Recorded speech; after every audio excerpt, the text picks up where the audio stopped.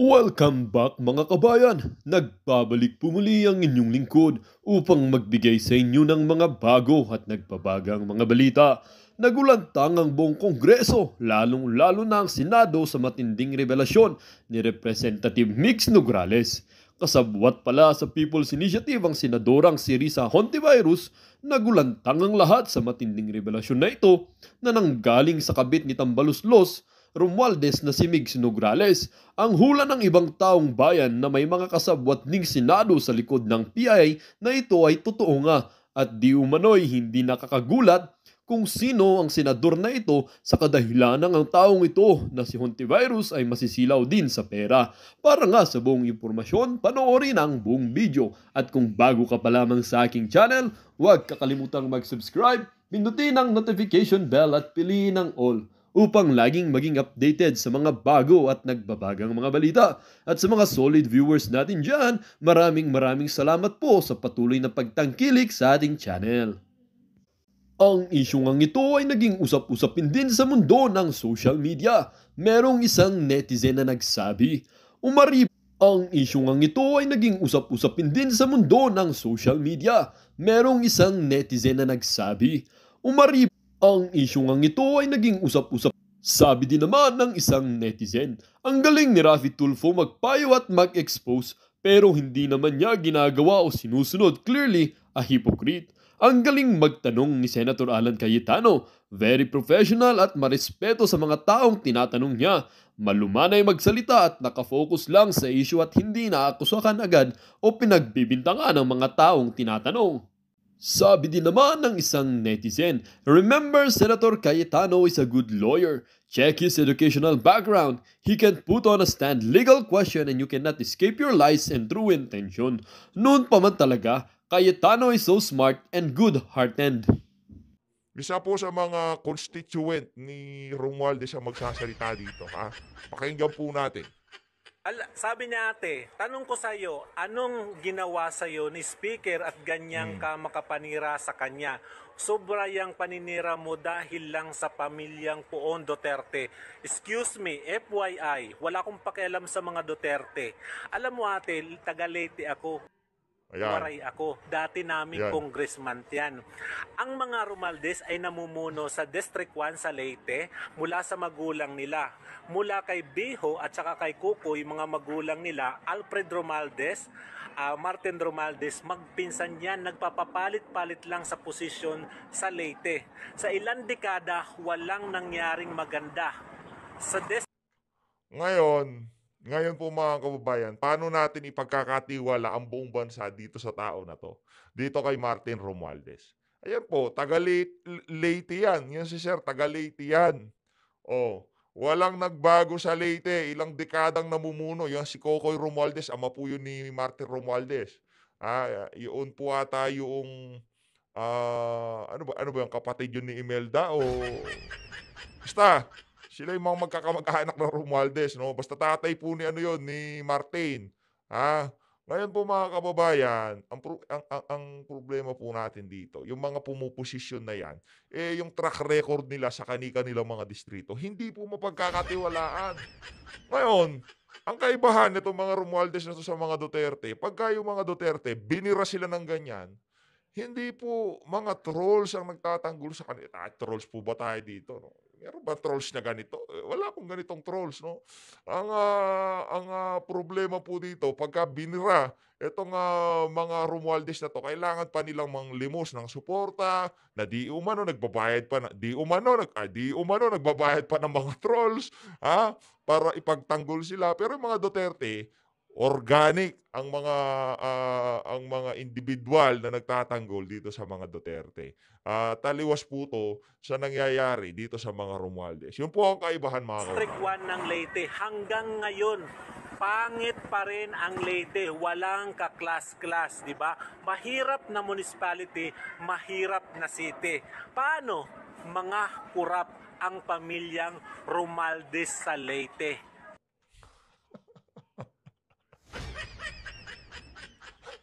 Hindi natin kakilala yan. Paano daw, ayon dito kay Sir, corrupt daw yung mga Romualdez sa Leyte. Ngayon, ngayon po mga kababayan, ipagkakatiwala niyo po ba ang ating sambayanan dito kay Martin Romualdez? Gayon yung mga tao, yung mga nasasakupan nila dyan sa Leyte, sila na po ang nagpapatotoo kung anong klaseng mga tao yung mga Romualdez na yan. Hindi po sa atin nanggaling yan. Nanggaling po yan kay Sir. Ha? Nanggaling po yan kay Sir. Yan po yung mga taong nasa mga mataas na kapangyarihan ngayon sa pamahalaan. Yan pong mga klaseng politiko na meron tayo. Tapos sinasabi nitong mga crocodile na to, pag daw naamendahan yung mga provision sa 1987 Constitution, aasenso ang ating bansa. Mga loko-loko, huwag mo nga kaming lokohin. Huwag ganon. Imposibleng mangyari yun, suntok sa Mars yun. Mga brad, imposibleng mangyari yun na pagka na-loosen nyo na yung mga economic provision natin, biglang uunlad. Hindi, mas dadami yung kukurakutin ninyo. Kayong mga crocodile kayo. Diba? Yun yun. Kaya tayo mga kababayan, hindi tayo gano'n sold dyan sa pag-aamenda na saligang batas. Kasi kung ngayon nga, ang konti pa lang ng pera natin, di mamando ng maayos. What more pagka umaagos yung pera, di ba? Aagos din ang korupsyon, panigurado. O dito na po tayo kay Senator Risa Ontiveros at Senator Alan. Panoorin po natin sila magbirahan. Answer, Mr. Yusek De Vega. Yes, sir. Technically, dahil OFW sila, dapat sa DMW. Okay, But DMW, bakit hindi nyo binigyan ng abogado? Ni-requestan kayo ang aga-aga pa, August 30. Naku po. Your Honor, Ayan na. meron po. Meron po kaming hinire na abogado sa Italy at meron na po silang abogado. What date, sir? The very first time we came to know of the incident, a fact-finding team was sent there and the fact-finding members hired a lawyer immediately. Your When, sir? When? Tapos pinagbibintang ka na, ba't ang tagal ng abogado? Ang tagal ng report eh.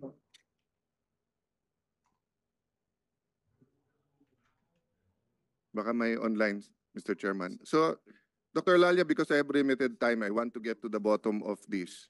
The Chairman and Sen. Risa are just being gracious to me. Give me the dates. Kailan nyo nalaman na may scam at kailan kayo nakahire ng abogado? Your Honor, the team went there in second week of October. Oh, And then- August pa lang sinabi na eh. Di ba may tao naman kayo doon? Yes, Your Honor. Conjen Cato, ilan ang Pilipino sa Milan? About more than 100,000, Ilan ang Pilipino sa Italy? about 167,000. So, isa sa pinakamalaki sa Europe? Opo.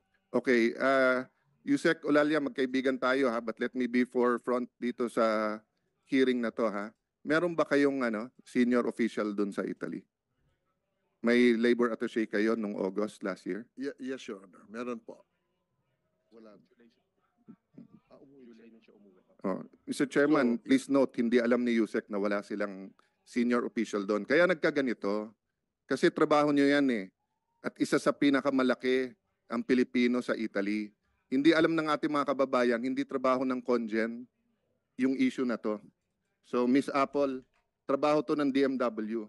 Ang problema, pag nagmamarites, kailangan mag-research. Di ba? Chat group. So let me stop at you first and go to Miss Apple.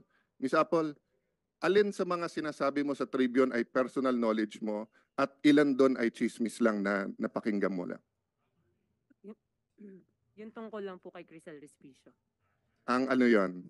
Yun lang ang... Yun lang po yung sinabi ko sa Daily Tribune. Yung iba naman po sumbong na po ng... Kaya nga, so chismis. Sumbong po. Ano kaibahan ng sumbong at saka chismis? Sumbong nangyari po talaga sa kanila. So paano alam mo na tunay na nangyari? Hindi lang po isa ang nagsabi. So 400 ang nabiktima dito lang na to. Ilan ang estimate na nabiktima sa buong Milan ng mga patronato? Sabihin mong 1,200. Kaya ba ng Congen harapin ang 1,200 na tao? Oh, so bakit kayo nagko-complain na hindi naharap personally? So hindi na... Di ba? Your Honor, hindi... Ang mga senador ba, hinaharap ba namin kayo lahat personally? Gusto namin. But there are 110 million Filipinos. Your So yun Honor, nga ang sinasabi kapag ka-chismis kasi. Di ba? Naku po. So kung grupo-grupo yon, haharapin ng Congen yung leader ng mga grupo. Iba yung hindi inaasikaso, iba yung hindi hiniharap. Yung Secretary ba ng Justice, hinaharap ba niya lahat ng complainant? Oh, di ba? So, ano yung totoong sinabi nyo sa Tribune at ano hindi? So, sinabi nyo ba sa Tribune na kumikita si ano? So, may I ask Mr. Hernandez, sino Mr. Chair, sinasabi nyo na with the indulgence of Senator Alan, Mr. Chair, Senator Rizzo. Naku if po. I just may, gusto kong mas pahalagahan yung sinasabi ni Miss Apple sa atin mula nung nakaraang hearing na maaring hindi lahat ay personal knowledge na sinabi naman niya, may mga sinabi sila na reklamo sa kanila at nirelay lamang nila.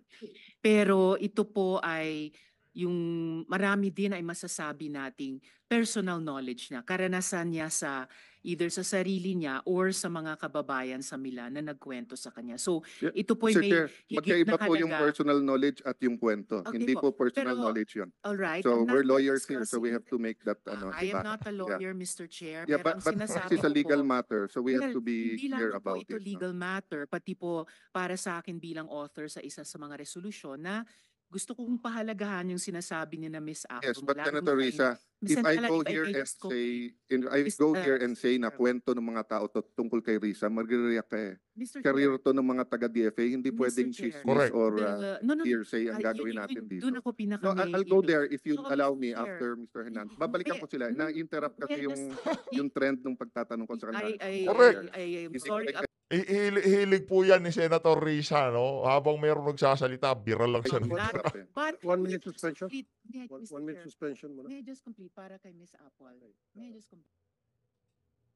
Ayan, mabilis lang po yan. Mga patalastas na yan, mga ano lang yan. Yan ang, 5 seconds. halaga Ayun. at respeto yung sinasabi ng resource person natin na hindi lamang chismis. So that was the main point of my interjection. Thank I'm you, sorry Mr. for that, Chair. Madam Chair. I'm zealous you, about Ms. DFA and Alan. DNC. I'm sorry for that. Miss Uh, Apple, hindi ko po. Senator Alan Peter, kasi ganito rin sa akin din bilang isang media practitioner at meron akong programa Wanted sa radyo. Tama ka, meron yung tinatawag na personal knowledge. Meron naman din yung lumalapit sa Hearsay. akin para magsumbong. I don't have personal knowledge of their experience kasi wala naman ako doon. Pero I took their word for it because pumunta sila sa akin, nagsasabi na sila ay nasaktan ni so-and-so at nagpapakita ng mga dokumento. So yun ay valid sa akin. Ang kaibahan, Mr. Chair, ikaw, tatawagan mo yung opisyal, tatanungin mo siya. So, kung mo, nagsumbong ako sa iyo, Sir Tulfo, mukhang kumikita na si El Mercato, hindi niya inuupuan. Tatawagan niyo po siya. Kung mukhang guilty, didiinan niyo po siya. Pag hindi, hindi. Correct. Eto po, meron na writings of a hatchet job, which by the way, Mr. Chair, that's what I want to go to. But I will tell Miss Apple nga na hindi ko minamaliit yung experience OFW malasakit mo. I'm just putting it together with what happened sa Tribune. If you give me lang a few questions, Mr. Chair, I'll prove my point. No? Pero hindi ko minamaliit yung inyong, in fact, I thank you for coming forward kasi nakakatulong to sa mga taga-Milan. I thank you for having time for a chat group. Sinasabi ko lang, kung 5 na nabasa mo ay totoo, pagka yung 1 o 2 hindi mo sure at sinabi mo sa dyaryo, naapektuhan yung buong testimony mo. So kung may magsumbong kay Chairman Tulfo, inaapi yung 300 OFW at mukhang totoo yun, isumbong mo. Sinabi, Mr. Chairman, kinunan ng tigpa 500 yung mga OFW. Totoo yun, sumbong mo. Pero sinabi, Mr. Chairman, yung DFA Secretary, inupuan. Yung migrant workers, inupuan. Si ganito, inupuan. Tapos pag tinanong ka, paano mo alam inupuan? Sinabi lang po nila. Pero sinabi naman po nung iba, hinarap sila. Nadadamage yung testimony mo eh. Diba? So, but let me go to Mr. Hernandez. No? Mr. Hernandez, so when you made those articles about Mr. Cato, no? Sinong kino-quote mo sa mga ano natin dito ngayon? There were several po na Those are present now. from those present, Enrico, Vanessa, So, ang kinote mo sa kanila, Jeffrey. which specific ang kinote mo sa kanila? Na kumikita na siya, inuupuan niya, or what? Wala dun sa walang kumikita. Yung inuupuan quote dun sa yung Alpha 400 na yung story, yung Recall Cato, meron dun Yeah. So you came out with a series of articles yes po. basically condemning na Conjen Cato. No, I was not condemning Conjen Cato. So when you say alisin na siya dahil revamp, when you say na mukhang guilty, kasama na, and everything ganun. That's not condemning. It was quoted, sir, dito sa sa articles. Sa Alpha 400. Hindi naman tayo pinanganak kahapon eh. Kahit naman mag-quote ka nung iba eh. Kung 10 ang pwede ko i-quote dito at yung kinote kong isa, dapat mag-resign na si Mr. Fernandez dahil hatchet job ang Tribune. And then I published that. Diba? I cannot now say that hindi tira yon, hindi ano yon. Diba? It's how you latag the news, paano nyo i-angle yung news. So let me clarify ha, Ms. Fernandez. Who broke the news? Kayo or si Yusek? Kasi iba si Conjen, iba yung nasa transcript eh. Sa transcript, you interviewed him sa earthquake lang and then found out about the scam later on. Correct. Sa kanya, ang sinabi niya na sa interview, siya ang naglabas ng scam. In-interview namin siya noong September 7 para pag-usapan yung tungkol sa earthquake. If you will allow it, Your Honor, meron kami dalang video dito para maipakita sana yung interview ni Conjen Cato where he also broke there. Tinanong kasi yung tungkol, may sinabi siyang 400. No, that's all I have to know. Yeah. So, siya ang nag-break, hindi kayo. Precisely, kaya finalo up namin, Your Honor. Yeah, but Yes. hindi yun yung una yung testimony eh. Yung una yung testimony, yung una mong interview sa kanya tungkol lang sa earthquake. Let me finish please. Go ahead. Nung nilabas nyo na yung tungkol sa scam sa Milan, hindi nyo na siya mahuli. That's Hindi, correct. but that's not what happened. What happened was, in your first interview, siya ang naglabas na meron, and then off the air, sinabi niya sa iyo, ma'am, pasensya na ha, hindi ko mabibigay yung details kasi under investigation to. Hindi ba yun ang nangyari talaga? Your Honor, if you will allow me, we have these subpoena, No, the documents. I don't need that eh, because you already admitted eh. Ang tanong ko lang naman is, in your first interview, did he already bring up the scam or not? You already said he brought it up. He did, but I did not interview him. It's Alan and Mr. John Yes. Dodson. Yes. So he was the one who broke it. He brought it, yes. He Yes. brought it out. That's why they came out. Okay. Kaya sila lumabas. Dahil nakita nila si Conjen Cato na nandun sa usapang OFW, so nakipag-contact sa amin yung mga nabiktima, and that's how we started it. And then we tried to call Conjen Cato para sagutin nga ito at i-endorse yung mga complaint. Ayaw niya magsalita. So that's the story, Your Okay, Honor. No, that's your story. That's No, the real story, Your No, Honor. that's one side of the story. No, That's Your your Honor, story. that's the real story. Huwag ka makipagtalo mo na, baka makontent ka dyan. Palakasan tayo ng boses dito. It will Wrong, be Your Honor. I warn you, you don't have the right to raise your voice in Correct. this hearing. Kahit na... don't have the Ay, right. naku po. Apologies, Your Honor. You're used to Chairman. that kasi. Kayo ni... Can Mr. Fernandez also No, take the seat? Mga resource person, wala kayong karapatan na magtaas ng boses dito. Okay? Ang pwede na magtaas ng boses siguro yung nagtatanong sa inyo, pero kayo hindi pwede. Okay? Mr. Chairman, I will also moderate my voice so that I will be respectful. That's why I Yung babaeng na sumasagot, walang modo. premise my question, Tribune ba yun? my concern. If this was a PR demolition job, then dapat nag-react ang DFA. If this was a legitimate, dapat siya kinasuhan. And I already asked, they cleared him. So may I ask that Mr. Willie Fernandez, who was also invited, also take the seat, and if he has already taken the oath, Mr. Chair, may questions din lang ako. Ay, ma'am, pwedeng sabay na lang po. Sige, Comsec, nag-vote na ba? Si Mr. Tapos na, Senator Yeah. Alan. So let's clear the facts, ha? So, in-interview niyo si Mr. Cato at kaibigan niyo siya, correct? That's true, Oo. Your Honor. Mr. Fernandez, would you like to... Happy Valentine's? Happy Valentine, Your Honor. Yeah. So, kaibigan niyo rin po si Mr. Elmer Cato? Yes, sir. Okay. So, nung in-interview niyo, everything was well, siya po ang nag-reveal na meron scam. Tama ho yan. Tama, okay? Teka muna po, hindi po ako nag-interview. Yes po, Tribune po, yung Yung program po ng Tribune. programa. Okay. So, going back to Mr. Hernandez and the writers who wrote and nag-banner about him. Sa isang tao na uupuan niya yung scam, before nyo in-interview, humingi na siya ng abogado. Nung interview nyo, siya nagsabi sa inyo na may scam eh. So mukha ba yung isang tao na inuupuan yung kaso? Your Honor, Opo. pinupuri ko nga po siya. Sabi ko po sa kanila, kung sinabi sa akin, ang galing ni Elmer Cato, kaibigan ko yan. Yes. Ngayon po, nung subsequent, nakita ko kasi ng mga so-called victims, no? With quotation mark. Yung interview kay Conjan Cato, naglabasan po sila. Kasi si Conjan Cato, mahal ko yan. In the same manner that, magkakasama tayo eh. You see? I really miss the good days, Your Honor. Di ba? Naglabasan po yung mga tao. Anong gagawin po namin? Yeah. Sige, let's sir. No, At let's isang go araw through po- that. Let's go through that, Oo. Mr. Fernandez. So, okay yun.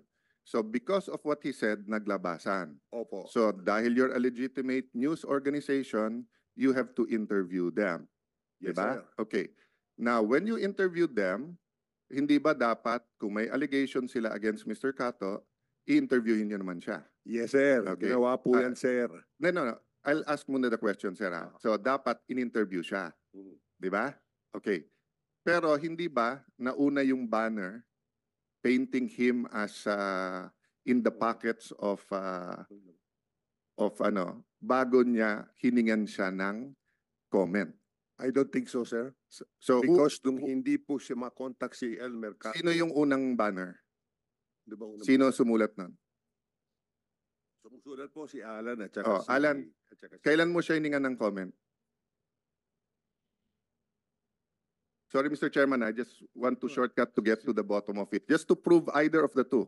To prove that this was a legitimate breaking story, that they had all the right as press, or that this was a hatchet job. Okay, if I may interject. hindi Kasi po pwedeng- excuse me, Senator Alan, ako po'y manunulat din at broadcast at the same time. Tama kayo, bago kayo gumawa ng expose, dapat tinatawagan nyo muna yung gagawin nyo na excuse me. Dapat tatawagan nyo muna yung gagawin nyo na expose para doon sa pagsusulat nyo, nakabalas na. At doon, bahala na yung readers kung sinong paniniwalaan. Ang nangyari kasi, I myself have been a victim of that several times, na in-expose muna, tapos saka ako mag-react, kumalat na the damage has been done. So, sa lahat ng taga-media dito, kung may mga kapanood ng mga taga-media, dapat make it a practice na before you do an expose on somebody, make sure makuha niyo yung side ng gagawin niyo na expose para masabi niya yung side niya and then sabay niyo isusulat yon. Kasi ang nangyari, expose lang sa isang tao, todo ba na sa kanya, and then get the side later, which is wrong. That's a wrong practice sa pagka-media. I've been a media practitioner for 25 years, and I always do that. Never kung banat ako ng banat tapos saka lulusog. Thank you for that, Mr. Chairman. And siguro, we can take judicial notice that that's part of the ethics talaga ng ating journalist, di ba? Whether sa broadcast or sa print, that yung pagbabalanse ng story, hindi pwedeng banat muna and then humingi ka after. Dapat sabay. Secondly, how you angle the story, of course, is up to you. Press freedom yan. But it could also be used, di ba, to send the wrong message kung PR ang gagawin natin. Di ba? But that's a second point. So, Mr. Alan Hernandez, let's clarify the facts before we go to your... Mr. Fernandez, tama ho ba kayo ang editor-in-chief o presidente? Anong position niyo ho sa Tribune ngayon? Ako po ang publisher. Ikaw ang publisher. Sige, I'll go back to that later on. Mr. Hernandez, so when did you break that first story? Okay. I broke the story on Saturday, September 23. Okay, and that was more or less 3 weeks after Mr. Cato came out with the expose. Okay. But Yeah. Answer my questions muna. Yes, sir. That was about 3 weeks after yung interview sa kanya. 2 weeks, 3 weeks. Kailan ang interview mo? September 7. September 7. And you were aware of the September 7 interview? Yes, sir, because Yeah. I was the one who interviewed him. Yeah, with and you John. told him you're going to write about it, but you never wrote about it for 2 weeks, di ba? No, yes or no lang. I mean, madali lang to eh. Mr. Willie, personal knowledge to ni Alan, so Yes. please don't coach him. Yes, I was never. So after the interview, di ba, sinabihan mo si Mr. Cato na, sir, magandang storya to, susulat ko to. Hindi ba? Yes, Your Honor. Oh, but you didn't write about it for 2 weeks. Yes, Your Honor. Oh, so, but you didn't think it was a legitimate story that hundreds of Filipinos were already being scammed? Yes, I knew it was a Yeah, legitimate so but you story. didn't write about it for 2 weeks. You waited na may lumabas na complainants, then you angled the story again. No, Your Honor, we did not wait. Oh, so what did you do for 2 weeks? We continued with our we continued with our Yeah, show. you never wrote about it. I did not. I Yeah, was not for 2 able to weeks write you did not. Di ba? Oh, kasi sabi niyo public service to, Tribune is a ganito, ganyan, but you never wrote about it for 2 weeks. So because when I when you finally let's so when you finally wrote about it, the story was not the scam. The scam was, what's the first one you wrote? You're holding it up. So go ahead, hold it up. Para lumaki yung circulation niyo. Ano yan? Over 400 Filipinos scammed in Italy. Tapos what did it say about Conjen? Sa napanood niyong video mga kabayan, ano naman po ang inyong mga opinyon? Ang ating comment section ay bukas para sa inyong mga komento at reaksyon.